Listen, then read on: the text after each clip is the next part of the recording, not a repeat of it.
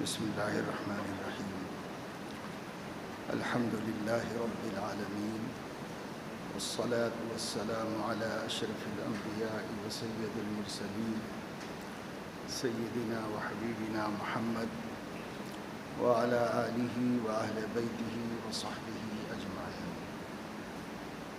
اما بعد۔ قال اللہ تبارک وتعالی: والذین یتلون کتاب اللہ واقاموا الصلاة وانفقوا مما رزقناہم سرا وعلانیۃ یرجون تجارۃ لن تبور لیوفیہم اجورہم ویزیدہم من فضلہ انہ غفور شکور۔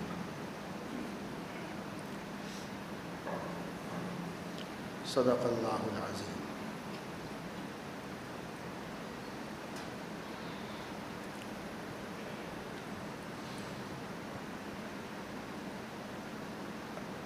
رمضان المبارک کے اہم ترین اعمال میں ایک عمل قرآن کریم کی تلاوت کرنے کا ہے۔ اس مہینے کو اللہ کے کلام سے خاص مناسبت ہے، اور اللہ رب العزت نے اپنا ہر کلام اور ہر کتاب رمضان المبارک میں نازل فرمائی۔ مورخین نے تاریخیں جمع کی ہیں کہ تورات رمضان کی کس تاریخ میں اتاری گئی، انجیل کس تاریخ میں، زبور اور صحیفے جو اللہ تعالیٰ نے اتارے دیگر انبیاء پر، چھوٹی بڑی کتابیں، سب کی سب رمضان المبارک میں اتاری۔ اور قرآن کریم جو اللہ تعالیٰ کا کلام ہے، کتاب بھی ہے کلام بھی ہے، جو صرف قرآن مجید کی خصوصیت ہے، اور یہ کلام اللہ تبارک و تعالیٰ شانہ کی ذات عالی میں سے خارج ہوا ہے۔ اہل السنت والجماعت کے عقیدے کے مطابق قرآن کریم اللہ تعالیٰ کی ایک صفت ہے، اس کی صفت کلام ہے، اور اللہ کی ہر صفت ذاتی ہے، ازلی اور ابدی ہے، اور کلام بھی اللہ کی ذاتی صفت ہے، اور کلام ہمیشہ اندر ہوتا ہے اور اندر سے ظاہر ہوتا ہے۔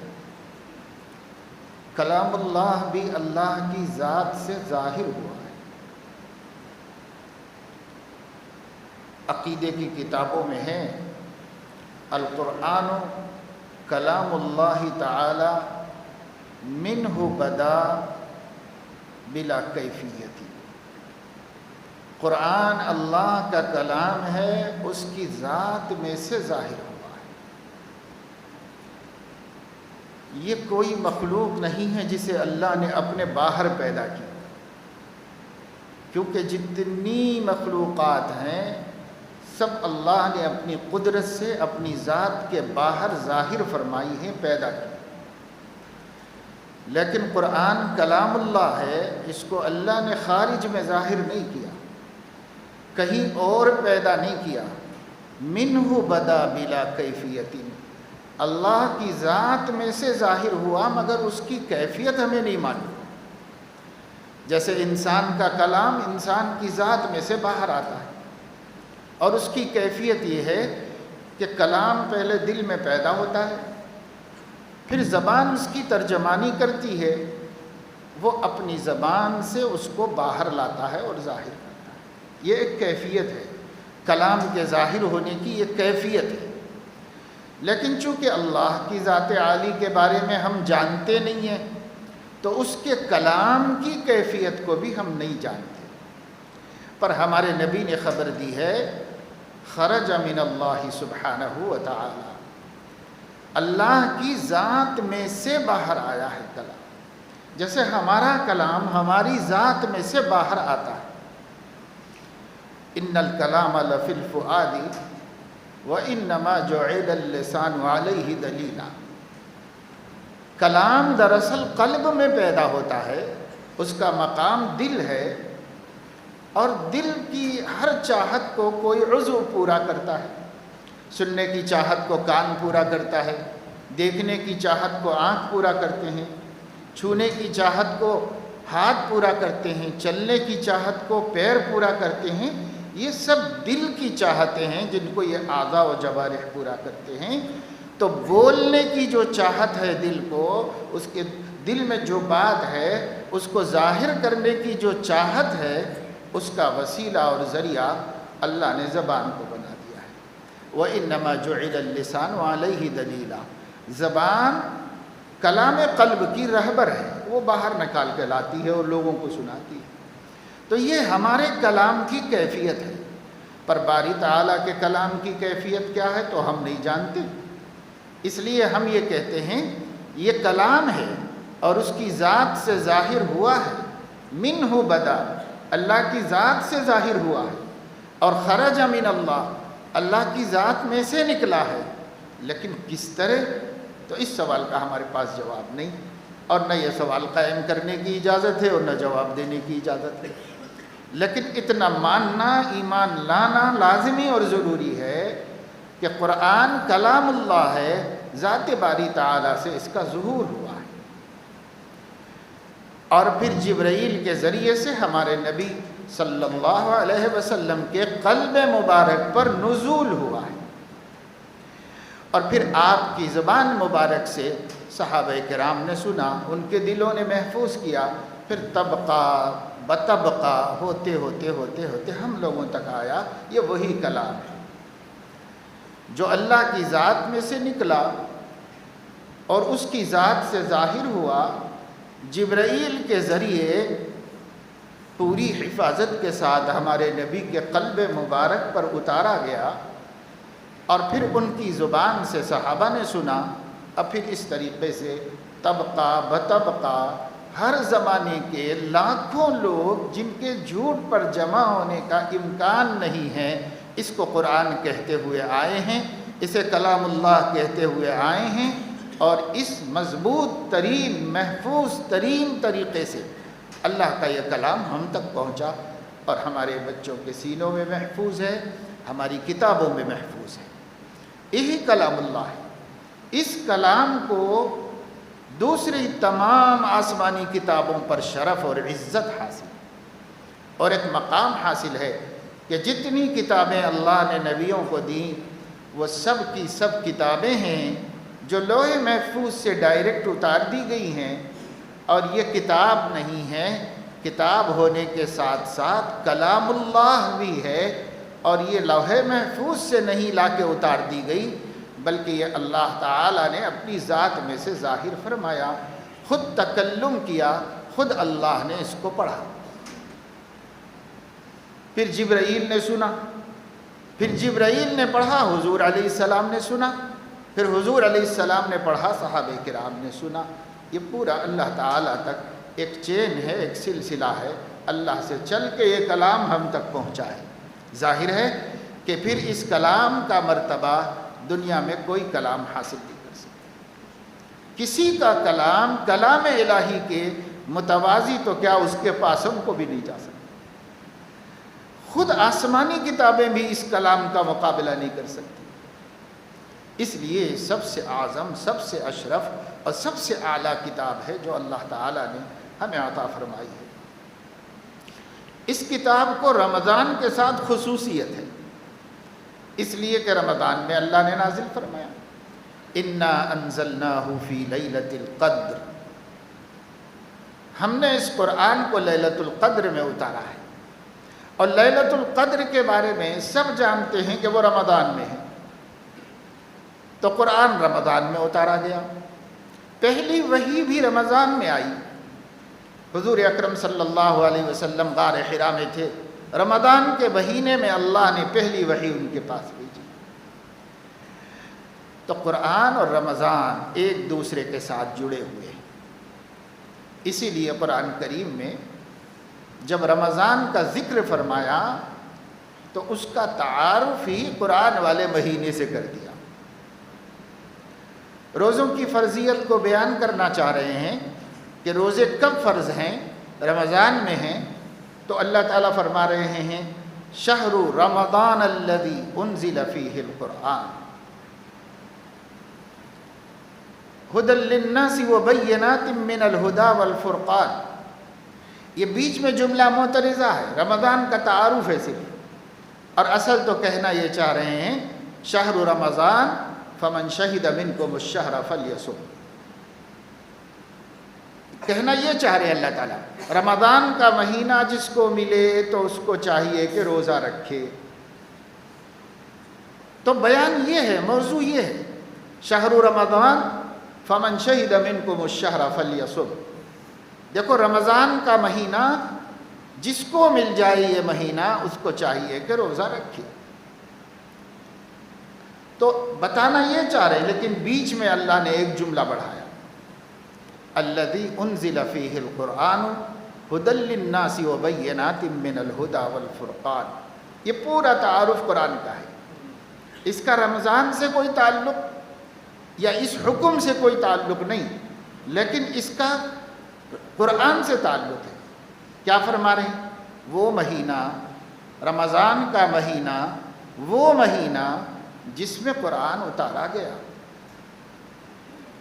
یہ رمضان کا تعارف ہے۔ رمضان کا مہینہ وہ مہینہ جس میں قرآن اتارا گیا، اور قرآن کیا ہے؟ ھدی للناس، انسانیت کی ہدایت کا سبب ہے۔ ساری انسانیت، بے ایمان کو بھی قرآن سے ہدایت ملتی ہے اور ایمان والے کو بھی قرآن سے ہدایت ملتی ہے، الا یہ کہ جس کا دل زیغ کے مرض میں مبتلا کر دیا گیا، جس کے دل میں کجی ہو، جس کا دل ہی ٹیڑھا ہو، اس کو چاہے وہ مسلمان ہو چاہے غیر مسلم ہو، قرآن سے اس کا دل ہدایت نہیں پاتا۔ لیکن قرآن تو سراسر ہدایت ہے، سراسر ہدایت ہے۔ اس لیے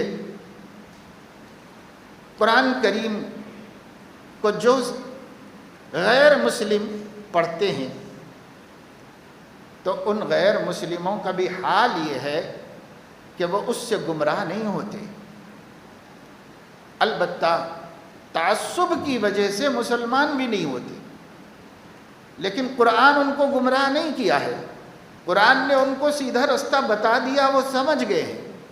جنہوں نے قرآن پڑھا خالی الذہن ہو کر، چاہے ایمان والا ہو چاہے بے ایمان، اگر ذہن خالی رکھ کر قرآن کا مطالعہ کرے، پہلے سے قرآن کے بارے میں کوئی غلط بات دھیان میں نہ رکھے، تو وہ چاہے کسی مذہب دھرم کا انسان ہو، عقل سلامت ہے تو قرآن سیدھا رستہ اس کو بھی دکھاتا ہے، سب کو دکھاتا ہے۔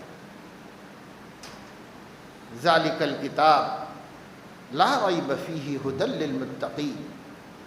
شروع میں اللہ نے فرما دیا یہ کتاب، اس میں کوئی شک نہیں ہے، یہ متقین کو ہدایت دیتی ہے۔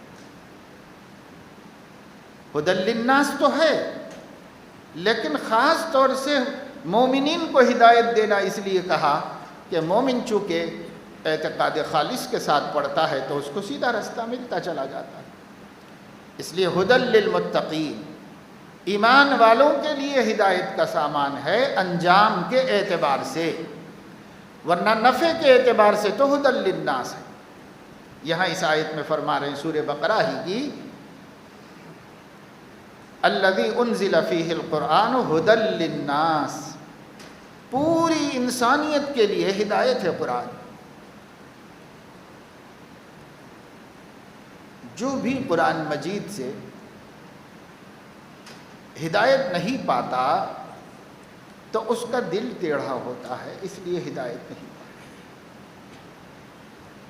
اما الذین فی قلوبہم زیغ فیتبعون ما تشابہ منہ ابتغاء الفتنة وابتغاء تأویلہ وما يعلم تأویلہ الا اللہ والراسخون فی العلم یقولون آمنا بہ قرآن میں کچھ مضامین ہیں جو محکم ہیں، اکثر قرآن یہی ہے۔ قرآن میں کچھ مضامین ہیں جو مشتبہ ہیں، یہ بہت چھوٹا سا حصہ ہے قرآن کا۔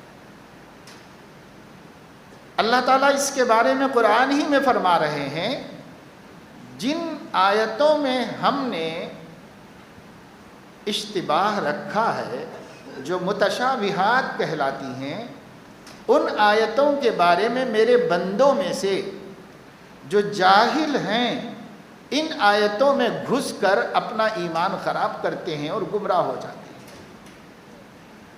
اور جو راسخ فی العلم ہیں، یعنی بہت زبردست علم رکھنے والے ہیں، وہ ان آیتوں میں گھستے نہیں، ہوں کہتے ہیں آمنا بہ کل من عند ربنا، ہم اس پہ ایمان لائے اس لیے کہ سب ہمارے رب نے نازل کیا ہے، ہم سمجھنا بھی نہیں چاہتے، ہم اس میں گھسنا بھی نہیں چاہتے، وہ جاتے ہی نہیں ہیں مشتبہات میں۔ اب باقی محکمات ہزاروں آیتیں ہیں، آپ اس کو سمجھیے، عمل کیجئے، اس پہ چلیے، اس سے فائدہ اٹھائیے۔ تو جو کچھ قرآن کا نازل ہونے کے بعد اثر سامنے آنے والا تھا وہ بھی اللہ نے پہلے ہی بیان کیا۔ یضل بہ کثیرا ویہدی بہ کثیرا، اس قرآن کو پڑھ کے بعض لوگ بھٹکتے ہیں، بعض لوگ سیدھا راستہ پاتے ہیں۔ کون بھٹکتا ہے؟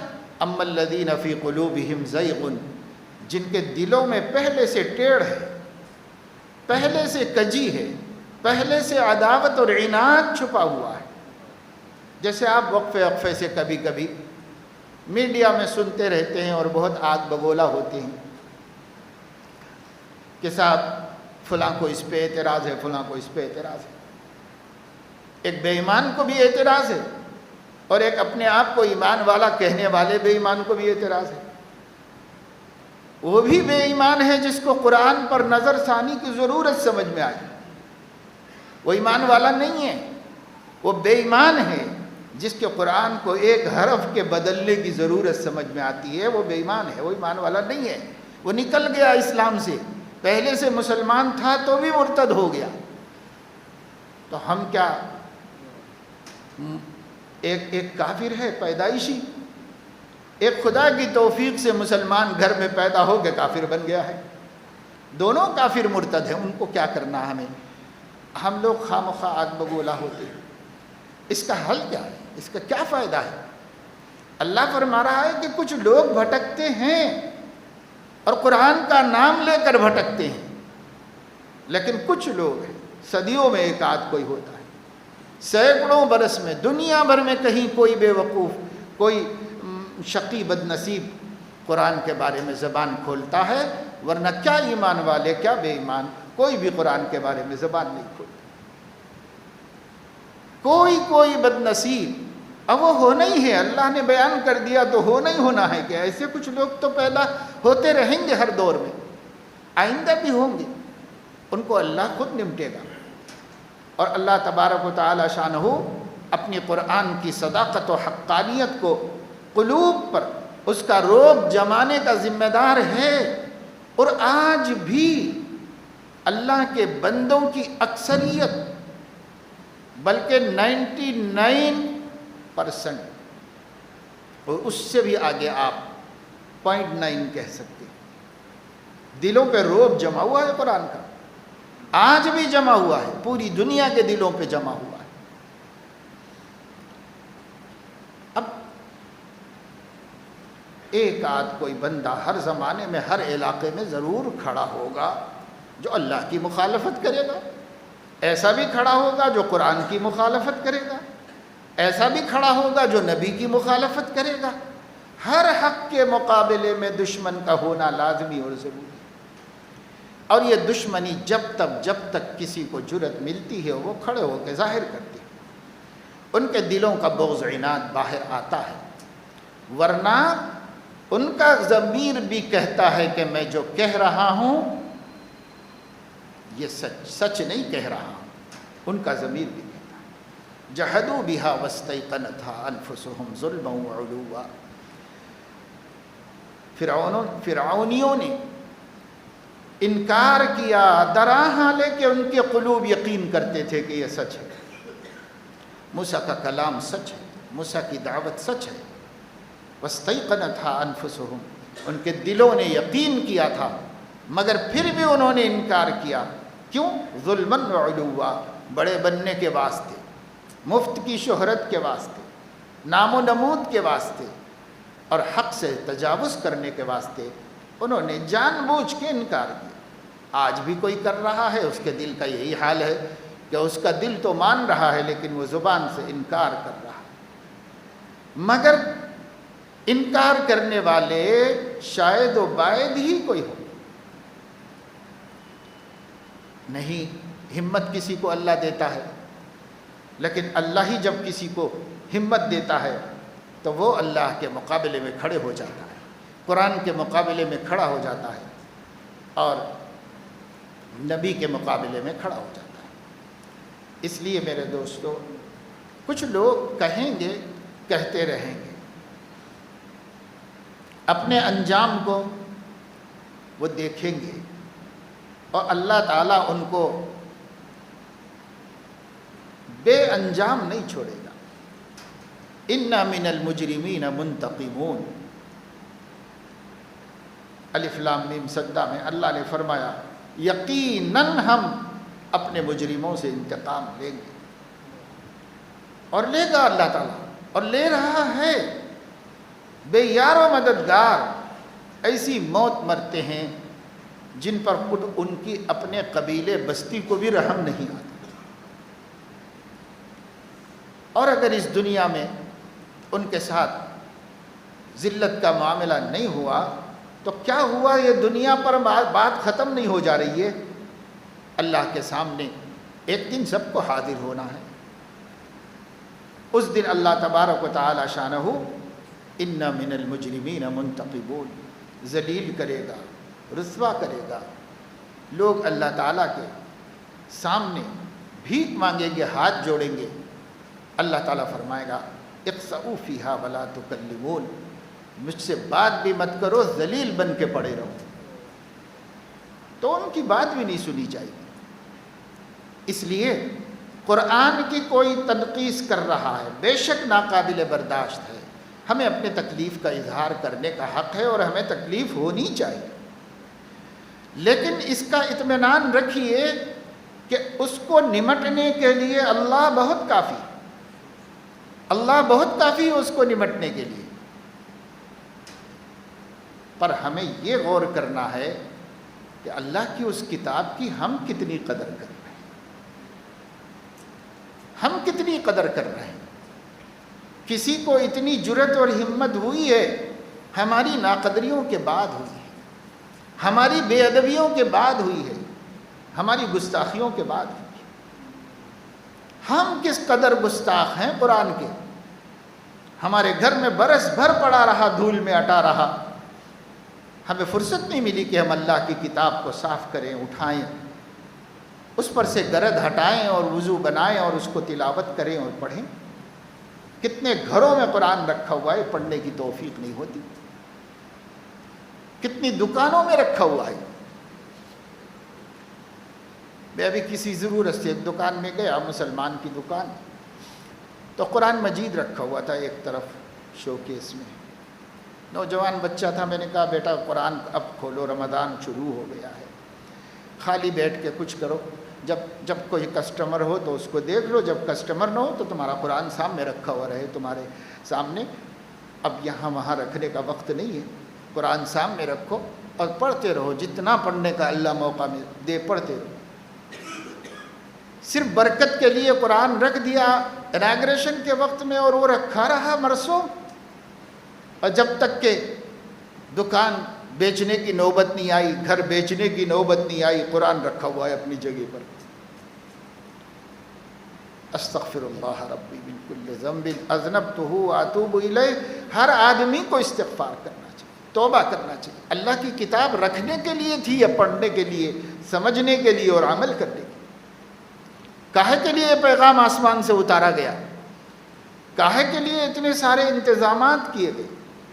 جس وقت قرآن مجید اتارا جا رہا تھا اس سے پہلے دنیا میں جنات کو اتنی طاقت تھی کہ آسمانوں تک چلے جاتے تھے، آسمان دنیا پر جو فرشتے آپس میں باتیں کرتے ہیں اور اللہ کے احکامات کا مذاکرہ کرتے ہیں اس کو سن لیا کرتے تھے اور آ کر نجومیوں اور کاہنوں کو بتا دیا کرتے تھے۔ لیکن اللہ رب العزت نے قرآن نازل کرنے کا ارادہ کیا تو جنات کی اس طاقت کو چھین لیا ان سے، اور اللہ رب العزت نے ستاروں کو حکم دیا کہ اگر جنات آسمانوں کی طرف چڑھنے کی کوشش کریں تو وہ ستارے ان پر ٹوٹے اور انہیں جلا دیں۔ جعلناها رجوما للشیاطین، ہم نے ستاروں کو کوڑے بنا دیا، کوڑے شیاطین کے واسطے، مار کے بھگاتے ہیں، قریب آنے نہیں دیتی۔ جب جنات کے بڑوں نے اور سرداروں نے یہ بات سنی کہ اب ہم اوپر جا نہیں پاتے، اب ہمیں مار کے بھگایا جاتا ہے، اب ہمارے اوپر نجم محرک جلا دینے والا ستارہ ٹوٹ کے گرتا ہے ہمارے اوپر، ہم نہیں جا پا رہے ہیں، تو سرداروں کی میٹنگ ہوئی اور سرداروں نے کہا کیا بات ہے، یہ خاص تبدیلی دنیا میں کیوں آئی ہے؟ ایک زبردست انقلاب تھا ان کے واسطے، یہ کیا تبدیلی ہے، یہ کیا تحفظ اور حفاظتی انتظامات ہو رہے ہیں، کیسی سیکورٹی ہے؟ حیران ہو گئے۔ اس کے بعد انہوں نے جماعتیں بنائی، لشکر، ایک ایک لشکر کو، ایک کو یمن کی طرف بھیجا، ایک کو شام کی طرف بھیجا، ایک کو داہنے بھیجا، ایک کو بائیں بھیجا۔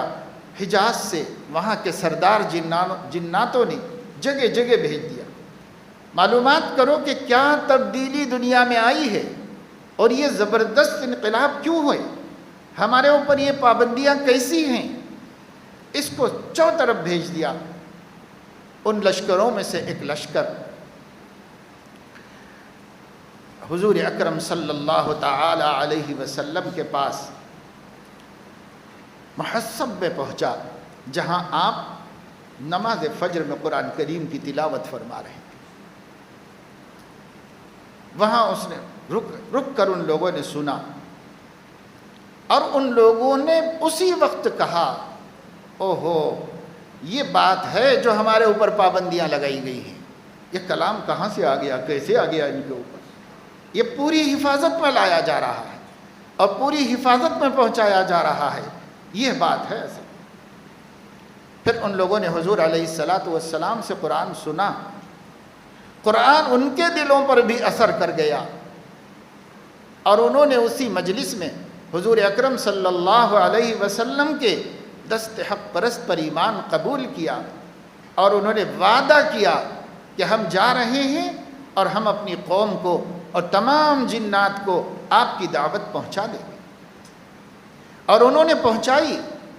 یا قومنا اجیبوا داعی اللہ وآمنوا بہ، اے ہماری قوم جنات، اللہ کی داعی کو جواب دو اور اللہ کے داعی کی دعوت قبول کر لو اور اس پر ایمان لے آؤ۔ یغفر لکم من ذنوبکم ویجرکم من عذاب علیم، اللہ تمہارے گناہوں کو معاف کر دے گا اور عذاب علیم سے تمہیں بچا لے گا۔ وَمَن لَّا يُجِبْ دَاعِيَ اللَّهِ، اور جو اللہ کے داعی کی دعوت نہیں سنے گا اور نہیں قبول کرے گا، فَلَيْسَ بِمُعْجِزٍ فِي الْأَرْضِ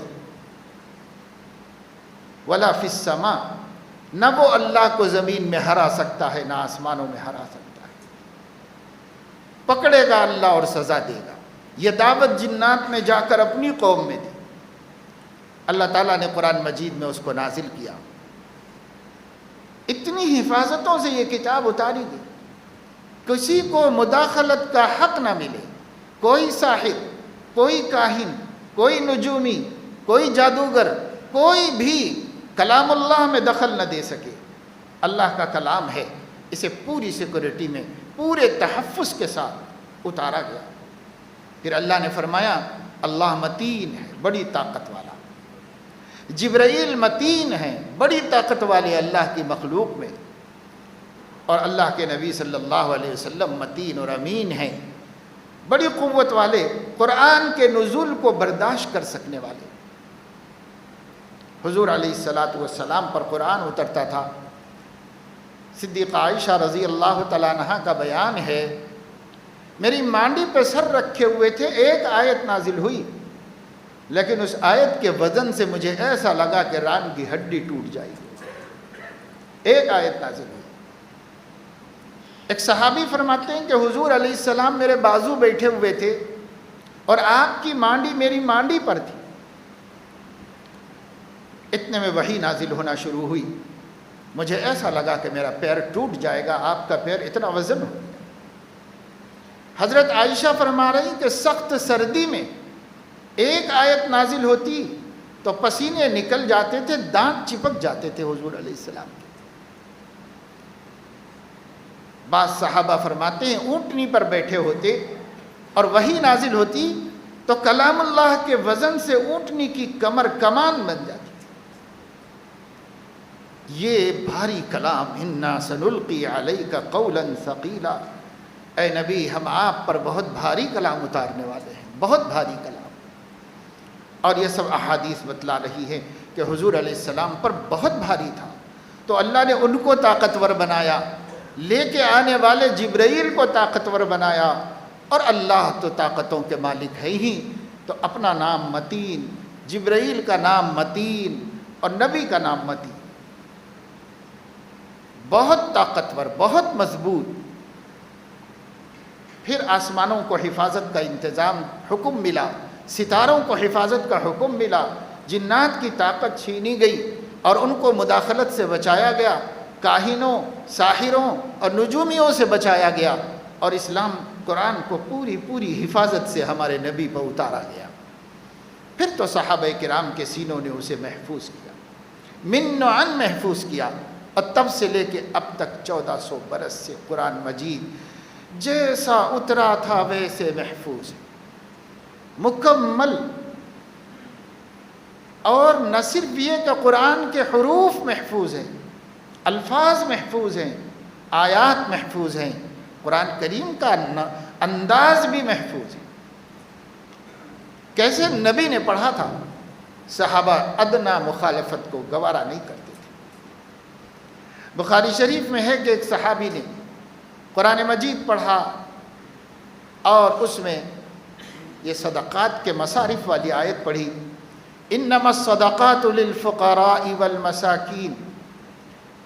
فقراء کا مد نہیں کھینچا، بس اتنی غلطی کی، باقی سب صحیح پڑھا، جیسے میں پڑھ رہا ہوں انما الصدقات للفقراء والمساکین، پڑھنا ایسے چاہیے تھا انما الصدقات للفقراء والمساکین، یہ کھینچا نہیں، اتنی غلطی کی اس نے، بس معنی نہیں بدلے، مفہوم نہیں بدلا، کچھ نہیں بدلا۔ لیکن ان صحابی نے نماز کے بعد ناراض ہوتے ہوئے فرمایا لوگوں کا کیا حال ہے، قرآن پڑھنا نہیں سیکھتے اور نماز پڑھانے کھڑے ہو جاتے۔ اتنی غلطی کو صحابی نے برداشت نہیں۔ اور ایک مرتبہ بخاری شریف میں ہے کہ حضرت عبداللہ ابن مسعود رضی اللہ عنہ فرماتے ہیں ایک صاحب نے نماز پڑھائی اور انہوں نے ایک لفظ کو اس طرح نہیں پڑھا جس طرح حضور علیہ السلام سے انہوں نے سنا تھا، حالانکہ عربی میں دونوں لفظ درست تھے، لیکن اس طرح نہیں پڑھا جیسے حضور علیہ السلام نے پڑھا تھا۔ تو عبداللہ ابن مسعود رضی اللہ عنہ نے ان صاحب سے الجھ گئے، جلیل القدر صحابی تھے، علماء صحابہ میں سے تھے، ان کا کالر پکڑ کر انہیں کھینچ کے لے کے آئے اور حضور علیہ السلام کی خدمت میں بٹھایا اور سخت ناراض تھے۔ حضور نے فرمایا بھائی کیا ہو گیا؟ کہا یا رسول اللہ یہ قرآن ایسے پڑھتا ہے جیسے آپ نہیں پڑھتے، آپ سے ہٹ کے قرآن پڑھ رہا ہے، میں اس کو پکڑ کے آپ کی خدمت میں لایا۔ حضور علیہ السلام نے فرمایا کیسے پڑھ رہے ہو بھائی تم؟ انہوں نے پڑھ کے سنایا، اور حضرت عبداللہ ابن مسعود سے پوچھا تم کیسے پڑھتے ہو؟ انہوں نے بھی پڑھ کے سنایا۔ پھر حضور علیہ السلام نے فرمایا کہ کلاکما حسن، دونوں ٹھیک ہی پڑھ رہے ہو، میں نے اللہ سے 7 لغتوں میں قرآن پڑھنے کی اجازت لی ہے، اس لیے اس نے جس لغت میں پڑھا ہے وہ جائز ہے، درست ہے، اس لیے حضور علیہ السلام نے فرمایا کلاکما محسن، تم دونوں اچھے ہی پڑھنے والے ہو، صحیح ہی پڑھ رہے ہو، لا تختلفو، آپس میں ان چیزوں میں مت الجھو اس لیے کہ تم سے پہلے جو قومیں ہلاک ہوئی ہیں غیر ضروری مسائل میں الجھ کر ہلاک ہوئی، جیسے اس وقت ہم لوگوں کا حال ہے۔ جو اہم مسائل ہیں وہ پیٹھ کے پیچھے ڈال دیا ہے، قرآن کے ہوں یا حدیث کے ہوں، اور جو مسائل میں گنجائش ہے چل سکتا ہے اس میں مدھم بھیڑ ہو رہی ہے، ایک دوسرے کو تبلیغ ہو رہی ہے، ایک دوسرے کو غلط بتایا جا رہا ہے، ایک دوسرے کو نصیحت۔ حضور نے ان دونوں صحابہ دونوں نے صحیح پڑھا تھا، گنجائش تھی۔ بھائی جب گنجائش تھی تو اس کی تبلیغ کیوں کی تم نے؟ کیوں ان کو مجبور کیا کہ ایسے ہی پڑھو جیسے میں پڑھتا ہوں؟ آج ہم لوگ بھی تو یہی کرتے ہیں نا کہ صاحب میں ایک چیز مانتا ہوں تو سب پہ مسلط کر رہے ہیں کہ نہیں صاحب وہ نماز ہوتی نہیں، وہ نماز ہوتی نہیں، نماز صحیح پڑھو، نماز سیکھو، نماز سیکھو، نماز صحیح پڑھو، حالانکہ بیچارہ برسوں سے پڑھ رہا ہے اور علماء سے سیکھ کے پڑھ رہا ہے، اور آپ کہہ رہے ہیں کہ ہوتی نہیں ہوتی نہیں، آپ کہہ رہے ہیں اور 1400 سال سے ہو رہی ہے، اب آ گئے ہیں فتوے دینے والے کہ نہیں ہوتی نماز۔ تو اب بتاؤ یہ چیزوں میں جب گنجائش تھی، جس کے بارے میں محدثین یہ فرما رہے ہیں، مثال کے طور پر ہاتھ کیسے باندھنا چاہیے، امام ترمذی نے سب حدیثیں نقل کر دی اور اس کے بعد فرمایا کہ وفی ذالک واسع عندہم، وفی کل ذالک واسع عندہم، کہا فقہا اور محدثین کے ہاں ہر طرح گنجائش ہے۔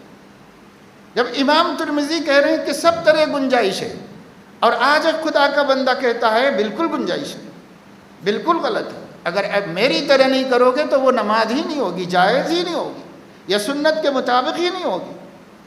میں سنت سکھانا چاہ رہا ہوں، میں حدیث پہ چلانا چاہ رہا ہوں، لا حول ولا قوت الا باللہ۔ دیکھو یہ حدیث بخاری کی عبرت ہے ایسے مسلمانوں کے واسطے۔ حضور علیہ السلام فرما رہے ہیں، دونوں کا سنا، دونوں کی گنجائش موجود تھی اسلام میں، تو آپ نے فرمایا کلاکما محسن، تم دونوں صحیح پڑھ رہے ہو، ولا تختلفوا، ایسی چیزوں میں اختلاف مت کرو، اس لیے کہ انما ہلک من کان قبلکم، تم سے پہلے جو لوگ ہلاک ہوئے ہیں وہ ایسی چیزوں میں اختلاف کر کے ہلاک۔ حق اور باطل کی بات نہیں ہے، مسائل میں گنجائش کی بات ہے۔ اور پھر اس کے بعد جو ہے طرح طرح کے ویڈیوز، طرح طرح کی چیزیں مسلمانوں کو کنفیوز کرنے والے، میں گزشتہ جمعے میں بھی کہہ چکا ہوں، اب پھر کہتا ہوں۔ ابھی کل میں دیکھ رہا تھا کہ ایک صاحب نے پڑوسی ملک میں کہا ہے کہ میں علل اعلان کہتا ہوں کہ چاروں امام اور چاروں فقہ غلط ہیں۔ تو بھائی 1400 سال سے مسلمان، تمہارے آباء و اجداد سب جہنم میں گئے، سب غلط ہو گئے، امام شافعی جہنم میں چلے گئے، امام اعظم ابو حنیفہ جہنم میں چلے گئے، جو دنیا کی لاکھوں علماء کی زبان نے جنہیں امام اعظم کہا وہ جہنم میں چلے گئے، سب گمراہ ہو گئے۔